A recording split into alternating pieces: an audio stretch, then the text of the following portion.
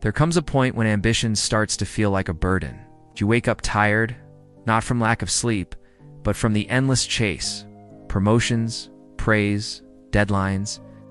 You tell yourself it's for success, but somewhere along the way, the joy fades. The desk becomes your world, and your worth becomes measured by productivity. You're not lazy, you're exhausted. The truth is, you've mistaken overwork for purpose, and like many of us, you've forgotten how to live beyond your job title.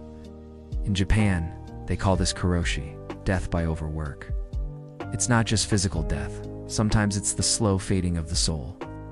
But Japan also gave us another word, one that holds the antidote, Ikigai. It means a reason for being. When work becomes a part of that reason, not the whole of it, life starts to breathe again. The first step is realizing that balance is not laziness. It's survival. Ikigai isn't about working less. It's about working with meaning. The Japanese believe that happiness lies at the intersection of what you love, what you're good at, what the world needs, and what you can be paid for. Most of us get stuck in only one or two of those circles. We do what pays the bills, but we forget to feed the soul. Or we chase passion but neglect sustainability. True fulfillment comes when all four meet, when your work serves not just your wallet, but your heart. So ask yourself, why do you wake up every morning? If the answer is only because I have to, then you've lost your Ikigai. It's time to find it again. Maybe it's helping others. Maybe it's creating. Maybe it's simply being present for those you love. Work should be a path, not a prison. When you realign your purpose, you rediscover peace, and suddenly, even work feels lighter. In Japanese philosophy, Wabi-Sabi teaches that beauty lies in imperfection, impermanence, and incompleteness. A cracked teacup is not discarded, it's treasured because its flaw tells a story. Yet in our modern work culture, perfection is the standard.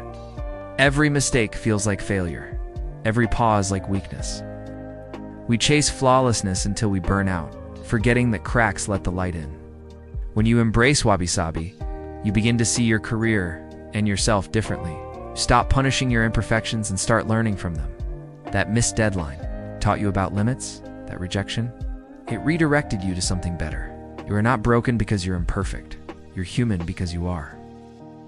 The pressure to always be more only makes you lose sight of how far you've already come. Breathe. You don't need to be perfect to be worthy. In Japanese art and design, there's a principle called ma, the space between things. It's the pause in a song that makes the next note more beautiful. The silence in a conversation that makes words meaningful. But in our lives, we often fear that space. We fill every minute with meetings, notifications, and noise, afraid of what quiet might reveal. Yet Ma reminds us that rest is not absence. It's presence. When you allow Ma into your work life, you rediscover clarity. Take a walk without your phone. Leave a day unplanned. Stop seeing rest as wasted time. Even machines need to cool down. How much more do we? Productivity is not about doing more. It's about doing meaningfully. The space between tasks gives your mind room to breathe, your heart room to heal, and your spirit room to grow. Ganbaru is often translated as, do your best, but in Japan, it means more than that.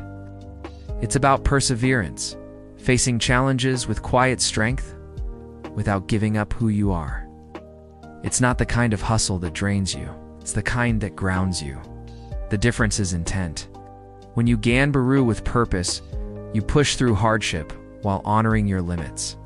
When you do it for validation, you break yourself trying to prove your worth. There's beauty in effort, but not in self-destruction. Working hard is noble, overworking is not.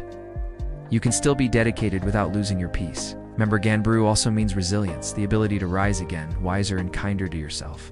It's not about grinding endlessly. It's about walking steadily, with balance and self-respect, even when the road gets tough.